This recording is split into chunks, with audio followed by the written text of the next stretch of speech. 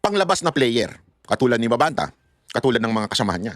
Pero meron talagang nasa likod ng mga pangyayari. Ito, himay-himay natin yan. Panoorin muna natin tong balita na to. Pero bago po mangyari ang mga ganyang klaseng usapan, ulitin lang po natin mga kababayan, baka naman pwede mag-subscribe na po kayo kasi sa mga nanonood, 52% hindi nakasubscribe. Pero alam nyo nakita ko yung statistics medyo umaangat na po ito. Marami na po ang nanonood na nakasubscribe. Pero kung maaari pa, yung iba pa, yung remaining na nanonood, baka naman pwede hong tayo mag-subscribe. Okay, ito na nga. Na setup lamang daw, yan po ginigit ngayon ng vlogger, influencer at content creating platform founder na si Franco Mabanta matapos ang aresto ng NBI sa Pasig. Kaugnayan ng umano'y mali-maletang perang tinanggap ng kanyang grupo para umano hindi ikanta si dating House Speaker Martin Romualdez. Nasa frontline. Ang balita niyan si Gio Robles. Mali-maletang perang may kabuang halagang 75 million pesos ang nakalatag sa mesang ito. Ito ang marked money na kunwari ay paunang bayad ng kampo ni dating House Speaker Martin Romualdez sa 5 lalaki na Ito mga kababayan, atin munang tayo 'di ba? Paulit-ulit ko naman sinasabi sa inyo ito. Pag tama palakpakan, pag mali banatan. Kasi may mga nagko-komento na bakit daw nakapaglabas ng pera ang NBI sa ganyan. Ibig sabihin paano nila na-entrap, paano nakapaglabas at nakapagbayad di umano si Romualdez ng pera. Ito, sabi ko nga sa inyo, pag tama palakpakan, pag mali banatan. Doon tayo sa totoo, wag tayo mag-imbento. Ganito 'yan. Ang paliwanag ng NBI at paliwanag din ng mga ilang batikang mamamahayag katulad po ni Ted Filon. As a matter of fact, hindi ko lang kasi nagka-copyright po sila Ted Filon kaya hindi ko mailagay dito Ang paliwanag nila diyan, yung nasa ibabaw lang ang totoo. Yun yung pera ng NBI. Hindi daw pera ni Romualdez daw. Yung nasa ilalim, mga fake na money na yon, yung pinapagawa nila. At yan daw ay napondohan nila yung nasa itaas sa pamamagitan ng confidential funds. At yung nasa baba, mga peke na yon. Yung malaking madaming pera na yan, yung pinapakita, yan, peke na daw yan. Yung mga nasa taas lang ang totoo. At sabi naman, yan naman din ay parang sinang-ayunan na rin ni Ted Filon. Na sabi niya nga, ginagawa talaga yan sa mga operations. Okay? Ito, pinapaliwanag ko lamang po sa inyo. Kasi sabi ko sa inyo, patas tayo dito Hindi tayo yung bias. Yun yung kanilang paliwanag. Okay? Yun yung ating sinusundan. Kasi nga, sabi nung iba, nagtatanong sila na paano daw ba nakapaglabas ng perang ganyang kalaki, 75 million kung naka-freeze yung account ni Romualdez. So meron silang lusot. Given, okay.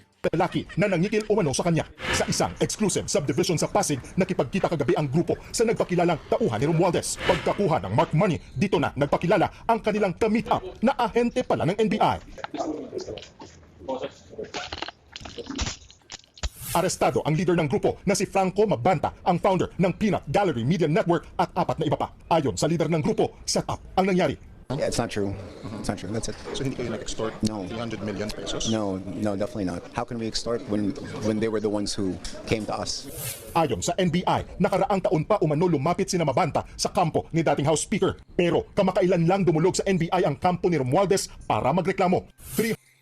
Alam mo, ito again ito lamang po, ito ay mga teorya na nakikita ko. Okay? At base rin sa aking mga nababalitaan. Ikikwento ko sa inyo, ha? Kasi ganito, di ba? Actually, meron naman balita na noon pa. Ewan ko kung totoo, kasi hindi ko masyado na pinanonood dyan nung may naaamoy na ako sa PGMN. Sa totoo lang, hindi lang ako nagsasalita pero may naaamoy na ako nung una. Sabi ko, nako. Marami kasi dyan na ito talaga si Franco Mabanta, PR talaga ito Okay, PR man talaga to.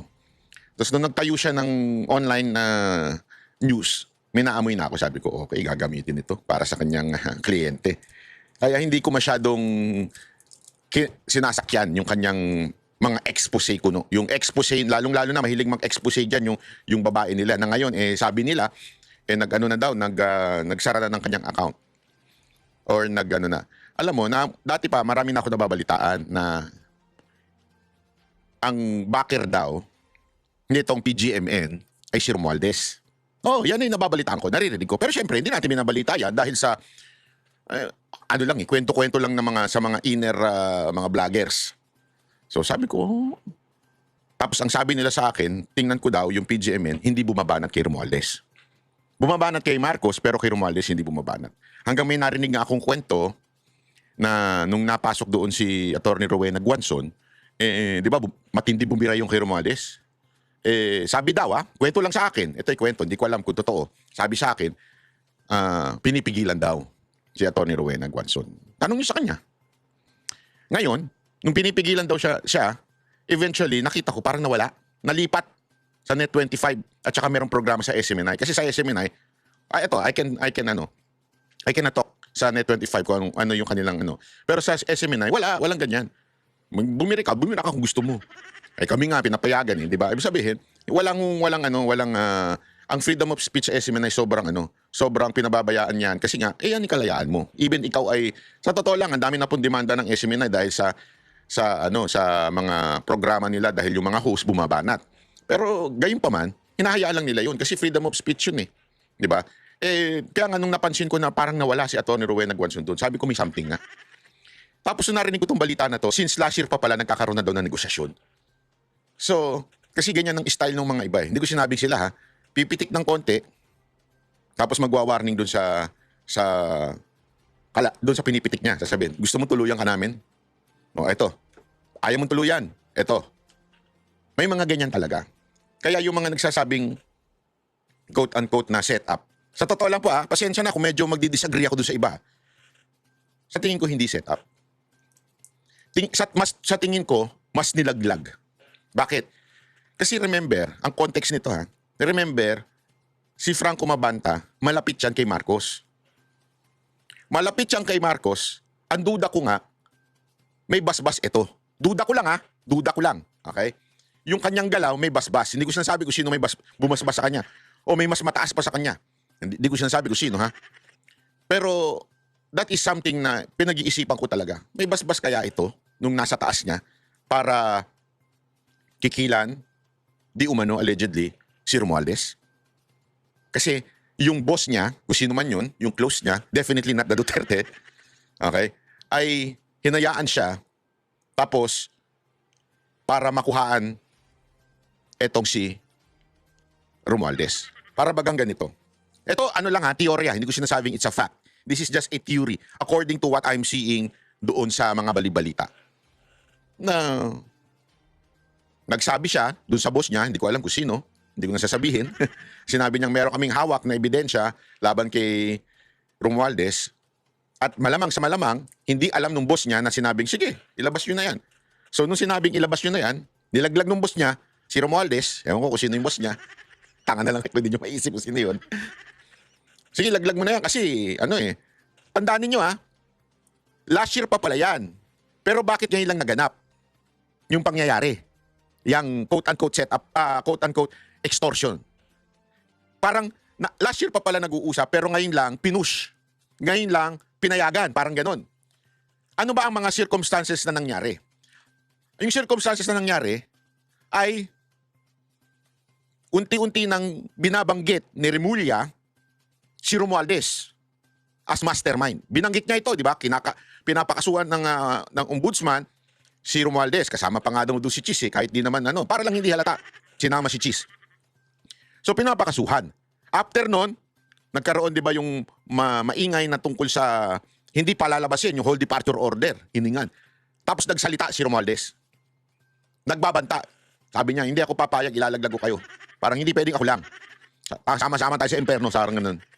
Parang ganun ang tipo niya, yung threaten Tapos, parang biglang nagkasa ng entrapment. Nakikita nyo? So matagal na pala yung negosasyon noon, pero ngayon na nilalaglag na si Romualdez ng tunay na mastermind, nilalaglag na siya. Bigla siyang pumayag na, okay, ganun pala sige, papayag na ako, pero i-entrap ko itong tao ninyo. Medyo checkmate sila dito, bakit? Ganito kasi yan. Ito isipin nyo lang ito Ito'y haka-haka ko lang naman. Di ko sinasabing fact. Haka-haka ko lang. So, nung nalaman ni Romualdez na nilalaglag na siya ng administrasyon na ito, sabi niya, okay. I-entrap ko ngayon yung tao nyo na nangingikil sa akin. I don't know kung alam ba ng tunay na mastermind yung ginagawa ni Franco. Kasi malamang, sinabihan lang, o parang inalaw lang siya kasi wala na kaming pakialam dyan. Di ba? Or, inalaw lang siya na ilabas mo na yan para malaglag na itong si Romualdez. Pero syempre, dahil negosyante daw, di umano, allegedly, may mindset si Franco Mabanta ng ganyan, hindi ko sure Hindi ko sinasabing totoo ito Ito'y kwento-kwento lang na naririnig ko. sabi, baka daw, okay. Sige, ilalabas ko to pero pakikinabangan ko muna. So may hawak talaga silang alas pero pakikinabangan. So, dinimanda ngayon, allegedly, in-extort niya si Romualdez. At si Romualdez naman, okay, ilalaglag ko ngayon o i-entrap ko yung tao nyo. Na-entrap na. Okay, nahuli na. Ito ang tanong. Makakalaya ba? Remember, malapit ito. Nakita nyo naman yung mga photos na lumabas. Kahapon, pinakita rin natin. Yung video. Kasi kung hindi ka close, gagawan ka ba ng surprise birthday party kung hindi ka close ng isang tao? Nandun pa sila? Naintindihan mo ibig sabihin? That is, kung nga ginawan ako ng surprise birthday party. Uy, by the way, malapit na pala birthday ko sa August, 50 na ako. I know, hindi kayo maniwala 50 ako, pero ganyan talaga nagagawa ng filter. Totoo. Paano kunwari sinurprise birthday party ako ni BP Sara Duterte? Halimbawa lang, pero hindi malabo yun. Halimbawa lang, sinurprise birthday party niya ako. Tapos i-deny ko na hindi kami malapit. Di ba isang malaking katarantaduhan? Yun nga lang mag-fansign si BP Sara Duterte ng Madriaga. Sinasabi ninyo, kaibigan, kakilala. Pero yung nag-birthday party at niyakap pa, hindi kaibigan. Double standard di ba? So anong na-establish dito? Ang na-establish talaga dito, malapit siya kay Marcos at kay First Lady. Ang tanong, sasalbahin kaya siya ni Marcos sa kaso na to? Di ba? Mukhang si Franco Mabantay is just a pawn. Diba? Para lang hindi siya talaga yung nasa likod nito. Mukhang labanan ito ni Marcos at ni Romualdez. Pawn lang si Franco Mabanta. Ngayon, mukhang i-checkmate ni Romualdez si Marcos. Ang tanong, eto matinding tanong. Iiwan kaya sa ere ni Marcos si Franco Mabanta? Tandaan ninyo, meron ng history si Marcos na nanlalaglag ng kaibigan. Nagsimula yan kay ES Talagang close sila pero nilaglag niya. Marami ng pagkakataon na nanlalaglag yan after niya pakinabangan. Sinong perfect example niyan? BP Sara. Hindi ko alam kung totoo itong naiisip ko na ang talagang may hawak o talagang may mastermind nitong kay Franco Mabanta ay ang presidente. Ano sa tingin ninyo? Hindi. Ito'y haka-haka ko lang. Kasi malapit sila di ba? Dati. Hindi ko alam ngayon. Siya ba? At ginagamit ito na para... Kasi kung mapapansin ninyo, ano ito iba yung galawan ng media na to Kaya noong una, amoy na amoy ko na to Lalo na yung babae nilang host na iginagaya nila kay Mocha. Amoy na amoy ko na Sabi ko may something dito. May something dito. Di ba? So, after nun, nung nagkalaglagan na, sabi ko mukhang meron na itong alitan. Mukhang naglalaglagan na talaga si Romualdez at si Marcos. I-checkmate ngayon ni Romualdez si Marcos sa pamamagitan ng entrapment na ito. Tandaan ninyo, even if wala sa kapangyarihan na si Romualdez bilang speaker, ay maraming datong si speaker. Hindi natin mapapagkailayan. Kung datong at datong lang, kaya niyang paandarin ng ilang mga politikong nasa enforcement. Yun na lang. Yeah? So, yan ang matinding tanong ngayon. Sasalbahin kaya? Ililigtas kaya ni Marcos etong si Franco Mabanta? Makakapag-bail kaya etong si Franco Mabanta? Di ba? Kasi sabi, bailable daw, ganyan-ganyan. Pero depende kasi yan Meron ako narinig na depende pa rin daw yan doon sa kaso. Kung gaano kalaki yung kaso. Alam nyo naman sa Pilipinas, di ba? Yung pagbe-bail, minsan nakadepende yan kung sino nakaupo sa gobyerno. Hindi ko man, sabihin ba nating separate entity ang executive at judicial, pero we know, hindi tayo pinanganak kahapon. Di ba? Kaya, yan ang tanong ngayon. Makakapag-bail kaya si Franco Mabanta? Sana sundan ito ng mainstream media. Kaya lang kasi ngayon, tila ang sinusundan ng mainstream media ay idikit si Mabanta sa mga Duterte. Ang problema, tad-tad ng post si Mabanta na malapit kay Marcos. Yan ang problema sa mga, hindi ko sinasabing ganun si Mabanta. Ha? Kaya tayo, minsan ingat din tayo magpa-picture sa kung kay kaninong politiko. Ingat talaga ako eh. Kasi ayokong magamit someday. Mas mabuti pang, unless ako sigurado dun sa tao na yun. Di ba? Kung talagang sigurado ako na itong tao na ito, matino ito, yan talaga, pa-picture tayo. Pero minsan kasi ingat talaga ako sa mga ganyan. Kasi baka mamaya makulayan. Even if wala naman, hindi ko sinasabi mga nagpapapicture may kulay. Wala. I mean, kaya lang alam mo naman ang utak ng mga tao eh. Minsan gagamitin pa. Halimbawa, yung picture ni Mabanta kay Mocha doon sa PCOO. PCOO yun ha. Walang kinaugnayan si Mocha doon. Nagpunta lang si Mabanta nung time na yun para lang, alam mo, dumalaw-dalaw kasi kakilala. Dalaw siya doon. Tapos nagpicture.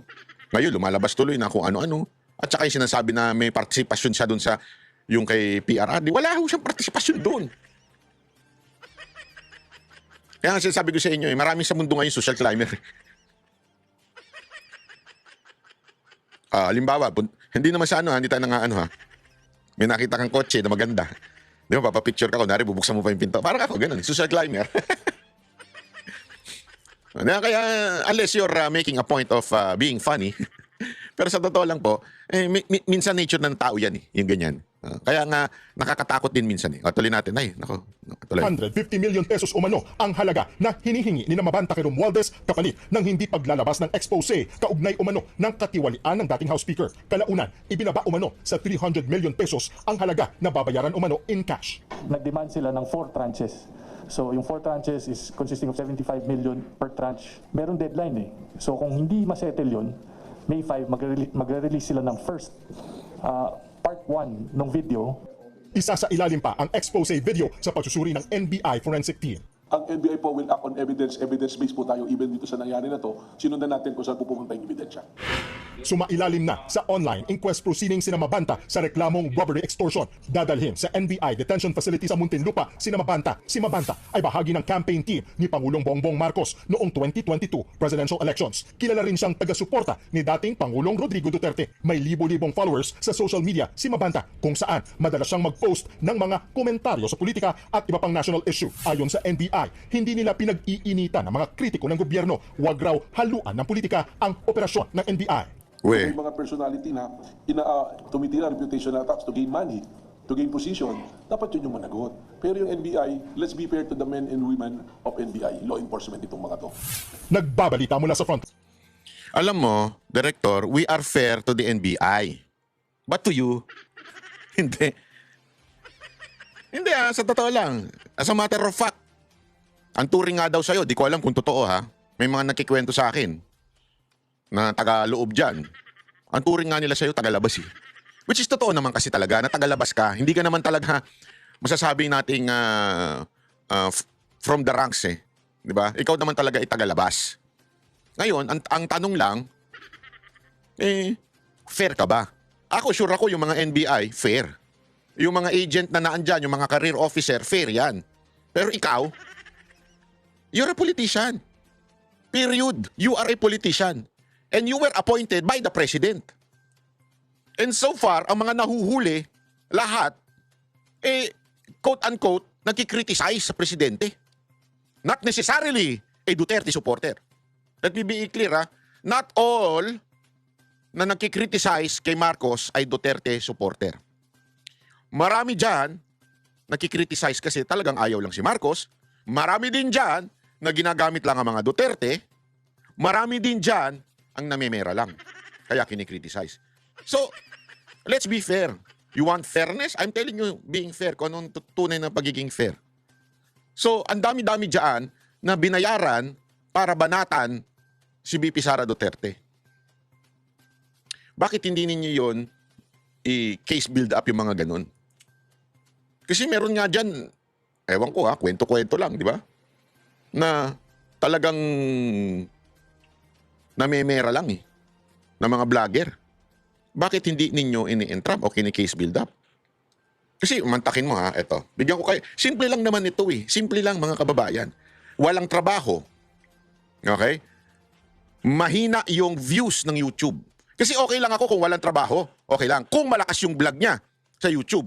That's alam naman natin, social media, malakas financial yan, di ba? Ang sabihin, sa ibang bansa, talagang trabaho ang pagiging vlogger. At mas malaki pa ang kita niya kaysa sa mga executive. Which is totoo naman talaga. Alam natin yan. Okay? Pero ito ang tanong. Marami dyan, kung nakikriticize kay VP Sara Duterte, wala namang followers. Mahina naman ang kanilang YouTube. Pero biglang nagkakakotse, dati nasa kubo-kubo lang, ngayon nasa magandang kondominium na. Paano nangyari yun?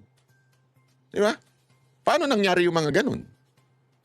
Doon mo malalaman. Wala itong mga mahina ang views nito sa YouTube. Laging ambad dahil sa pagmumuray. And to be transparent, sa Facebook, mahina ang kita diyan. As in dati, malakas. There was a time na ng isang buwan ata lumakas. Binago nila yung algorithm. Tapos nung napansin nilang kumikita yung mga tao, dinrap nila. Alam mo yung 1 million na reels, kunwari na views na reels, wala pang $30 yun. Pinapakita sa akin ni Sir Jack, kasi hindi ako nakaka-1 million eh. Si Jack pinapakita niya sa akin, tapos sabi na nga namin, "Uy, manlibre ka, lakas nung reel mo," ganyan-ganyan. Tapos papakita niya, ang baba. Ang baba. Ang hina talaga nung kita. Kaya nga, paano unless may trabaho, di ba? Meron silang istasyon na binabayaran sila na pinagtatrabahuhan. Kahit mahina ang vlog, di ba? Kasi you're hired. You are an employee. Or you have a business. Kaya nga, alam mo, hindi mo pwedeng masabi na fair ka. Sorry